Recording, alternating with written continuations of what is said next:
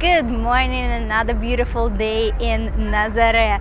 As we are walking towards the funicular, we notice a banner with another festival on the Nazare Festival that will be happening in August. It is so cool how Portugal bring different festivals to smaller towns and cities.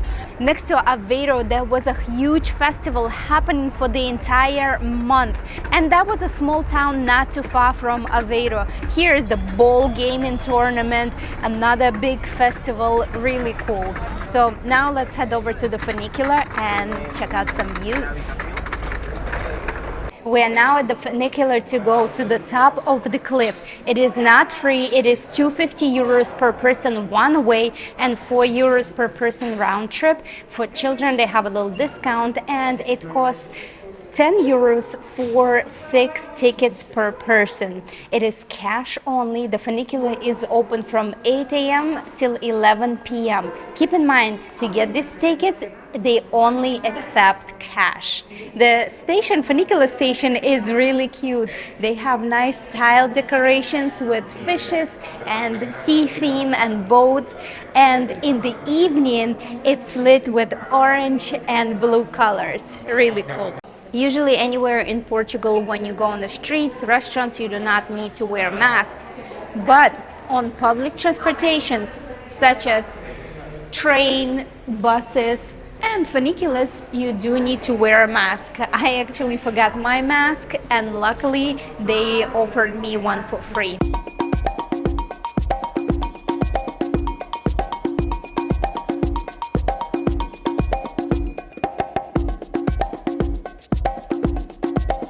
As soon as you come out the funicular, the first thing you see are stores, and lots of them. Then you come out into the square area and you see even more stores. They have little places for you to eat, restaurants, of course, ice cream parlors and gelato parlors are everywhere. And there's a church right in the center. It's really awesome up here. And of course, there's a lot of opportunity for you to look over the cliff and you can see the views of the beach below.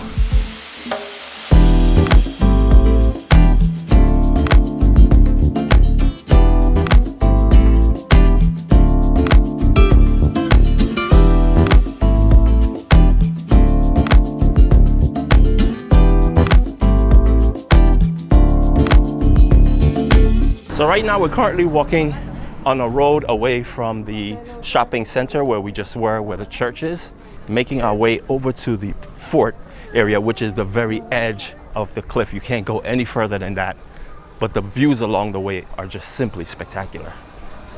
This town attracts a lot of tourists, not only during the summer.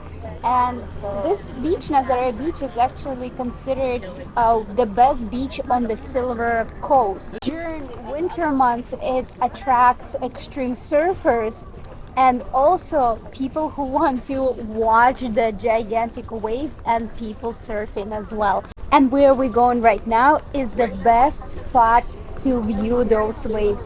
Let us know in the comments below if you've been to Nazareth and seen those waves. What was your experience like? Getting down here to this point is pretty easy. It's a paved road, and we noticed there's different ways to get down and up here, because obviously we're going down now, so it's easy. But coming back up, if you're older, you might have a little trouble getting back up. So Russ about to pass me right now. There's a tuk-tuk.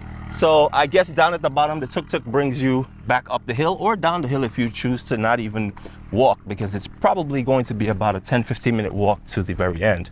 But there are also jeeps that are available to take you down and up. We made it to the fort. It was an easy 10-minute walk down the hill, but on one side of this fort or of this cliff, there is North Beach. On this beach, you can find a cave, natural cave made by this huge waves that happen during the winter time. So now there's a little hike, a little walk down the hill towards the cave. Let's see if we can find it. The path is pretty easy to walk. As you can see, I'm wearing flip-flops. There are small rocks and we are almost down at the end of the cliff. Pretty cool.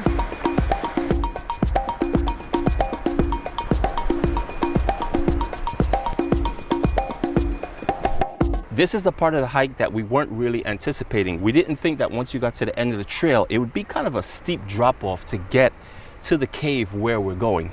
But there is, as you can see, people are going down, they're going down sideways, they're taking their time. Because you come here with flip-flops, you know, it's beach, right? But yes, this is slippery. It's all sand, so it's very easy to slip. So if you do come here, please keep that in mind, that you're going to get to this point if you want to continue going down. The hole that you see to my right here is a hole that was actually made by the waves. As we mentioned before, there are 100-foot waves that pound this coast. And that's how that happened. I can see how massive it is from here, but let's go down and let's take a closer look from inside the cave.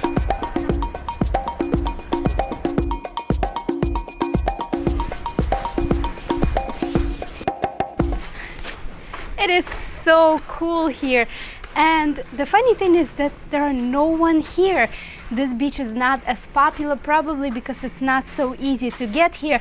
You can drive, there is a parking lot a little bit further. I see just a few people on the beach. This beach is so long and big and wide, and we have the cave all to ourselves.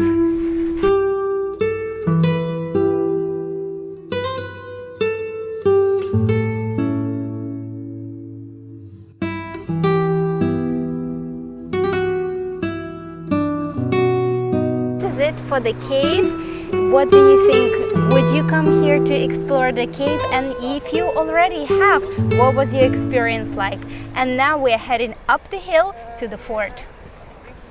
We are now in the Museum of Extreme Surfing. It is located right inside the fort, and it costs €1 per person to get in.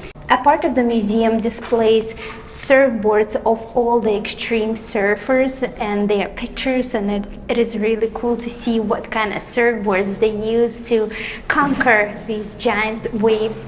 It also has a portion where they show you the ocean floor, how it looks like, and explain why this area gets such large waves like no other place. And now we're in a room where they have photography of some of the impressive waves.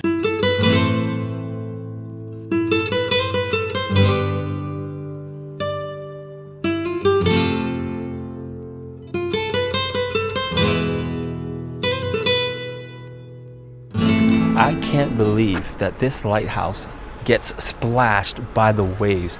These waves are massive, and looking down at the cliff, it's like, how can the wave get even this high to splash up on this lighthouse? It's just truly amazing. Right now where we're standing is the highest point and the furthest point here.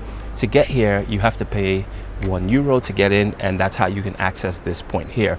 To get up here, it's just a small little staircase with a museum inside of it at the bottom level, and up here at the top level, you're on the top deck. And from up here, you could get a 360 view of everything. Awesome.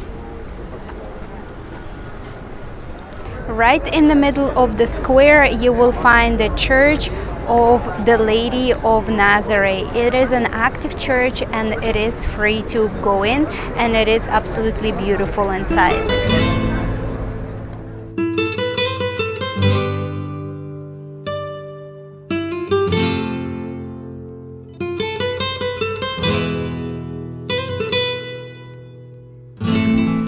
And on the way down, we decided, instead of taking the funicular, to take the steps down into the town, and we found this awesome swing located on the side of the cliff, overlooking the entire town, the Nazare Beach, Atlantic Ocean. It is so picturesque here, so beautiful.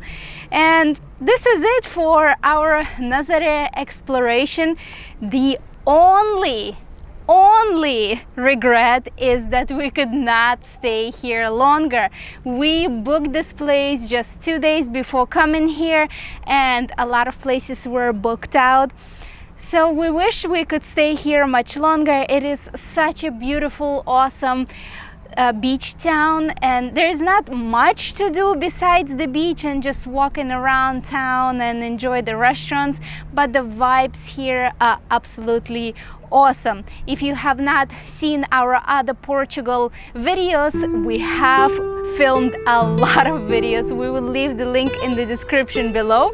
Our next stop is Lisbon. Obrigada so much for watching, and as usual, just be out with us.